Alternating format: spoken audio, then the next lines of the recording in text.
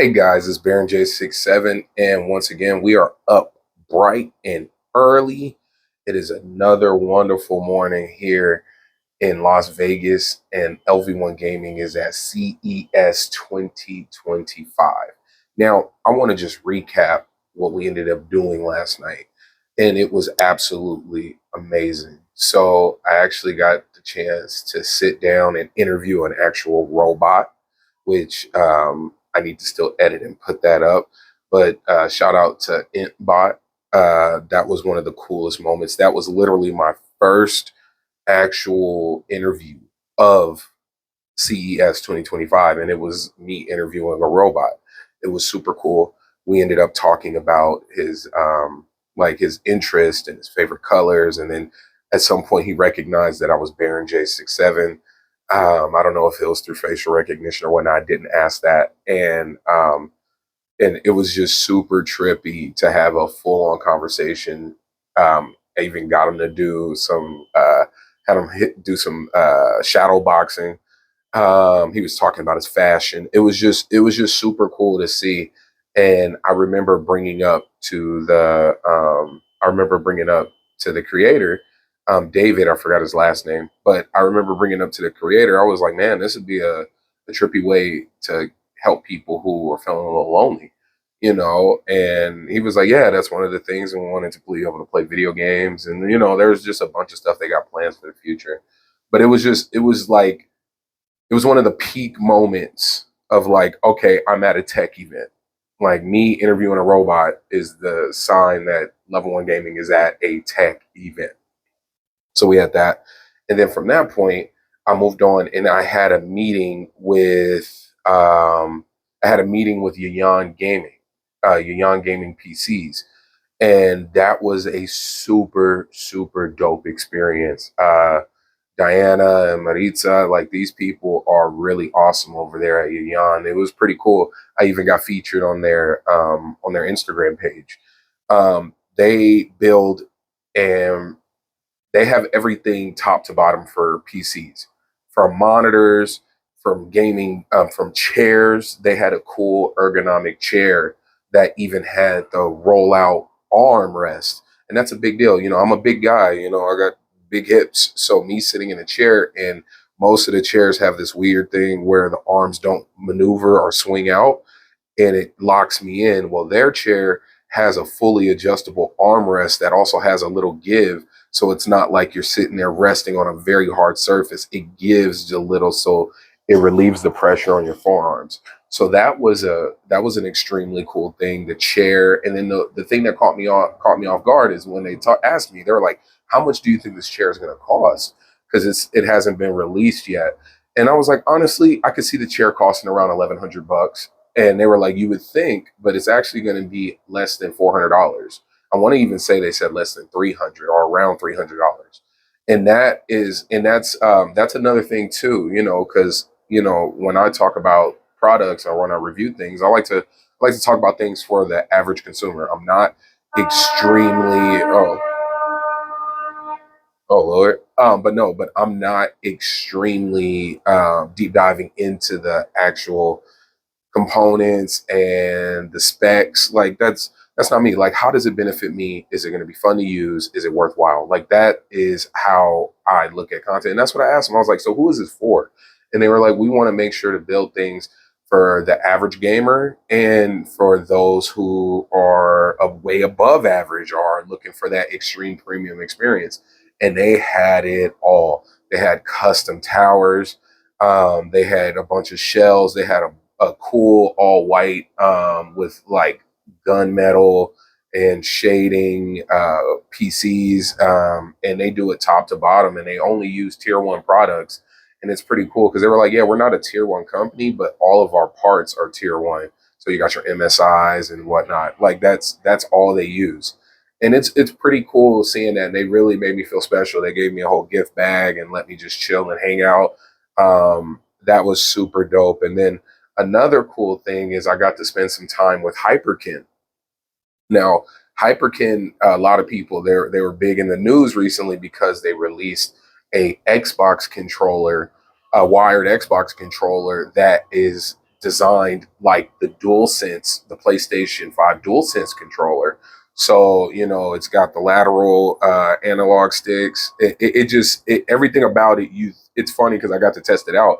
Everything about it feels as if you are playing on a PlayStation controller, but you see the Xbox button, and they had it connected obviously to an Xbox, and I'm sitting here hitting the home button, and it's, you know, it's not the haptic pad, it's the actual Xbox button, and I'm going home. But it just felt like I was thinking I was pressing X, but it was actually the A button. So that was really cool. And the thing about that, and it's funny they brought up, they were like, look, I know a lot of people were mad. We know a lot of Xbox gamers were mad, but the thing was, we're not making this for the Xbox gamer. We're making this as a bridge to PC gamers and PS and PlayStation gamers in order for them to have a better experience with Game Pass and a better experience with PC gaming. And I was like, that makes sense. And then as we were playing, I thought about I was like, oh, and also the fighting game community. So I could actually picture a lot of Xbox players who are heavy into fighting games, who play on controller, who actually want to use the DualSense version because it has the directional D-pad, like you know, like a DualSense. So that'd be a good bridge.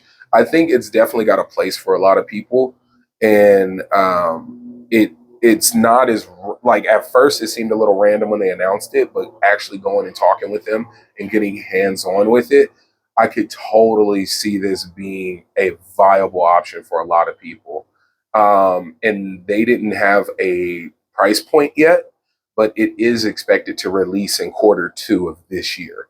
But I asked them, I was like, hey, so is this for, once again, is this for that high end gamer? Or is this something you're going to be able to walk into just about any store and see and pick up? Is this for the any man gamer, the average gamer? They were like, no, price point wise, you're going to expect to see this as the average consumer's controller. It's not some elite thing. And then cool thing is it has back buttons that also have a lock mechanic.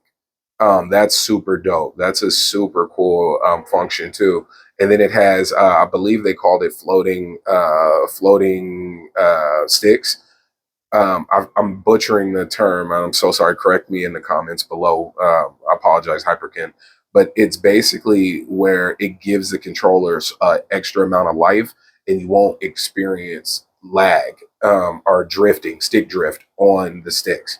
Um, it's so dope the amount of love and care they put into just that controller and the thought behind it, and then the name alone, the competitor. Come on, that's such a crazy name for an Xbox controller, but for what it is, and I could see it totally being a way to bridge the gap between getting PlayStation gamers into Game Pass. Like that is the ultimate way to do it. And I can totally see how quick and easy it was for them to get Xbox to be behind the idea of this.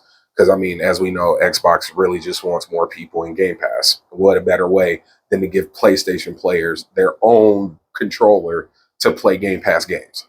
You know, there's that. And then they showed off. I got to see some behind the scenes stuff that's not announced yet. A couple of controllers and upcoming things. Super dope. With an awesome price point and a great design. But then also what's super cool and they announced is they actually, Hyperkin's partnered up with anime. They're working with Furin. I always butcher that name, but the anime with the never aging elf. Um, they actually have a whole partnership with them, and they have a bunch of Nintendo cases. They have this cool Bluetooth controller that connects to everything from Android, Apple, Switch. It connects to everything, and it's super cool. And they're all designed, and it's just an awesome, awesome, awesome thing. Um, what else do we got? Connected with Hyperkin. Now, the highlight, the at one, but it was my, even though I still have like 3 days left to CES, it was my top CES moment. Was watching the Delta Keynote speech in the Sphere. That was watching that, like I dang near got a tear in my eye I dang near got a tear in my eye because the whole thing was you're sitting inside the sphere. First, they let you go around, and Delta bought a bunch of food. They bought a bunch of drinks, non-alcoholic ones. Alcoholic ones you had to pay for, but non-alcoholic drinks. Food everywhere. You got to tour around the actual inside of the dome, walking around, and I want to say it's like 4 floors or 5 floors. And then once you step inside, I knew they were going to have us in the clouds, and I knew we were going to be flying around. Like, I knew that. I was like, this is Delta, this is Sphere, it's going to happen. But to be in there and for them to create such a engaging experience, and for them to utilize every part of the sphere, from the lighting and the sides to the screen, from top to bottom to even behind us a bit, it made me want to be a part of anything Delta is doing. And then, of course, they made some crazy announcements. They announced that they're going to be partnering with Uber. So now your Uber Eats and your Uber rides are going to be able to count towards miles for Delta Sky Miles once you link your account. Then they announced that they're going to be partnering with YouTube, so you're going to get ad-free YouTube while you're flying in Delta. Tom Brady came out. Viola Davis came out. They had a Lenny Kravitz concert. It was just an awesome, awesome experience, and I just left feeling so full. Like, honestly, looking at it, I was like, man, I wonder if this is what the future of like movies is going to be like. When you go to a movie, it's going to be a full experience like this, where you're just engulfed in the world.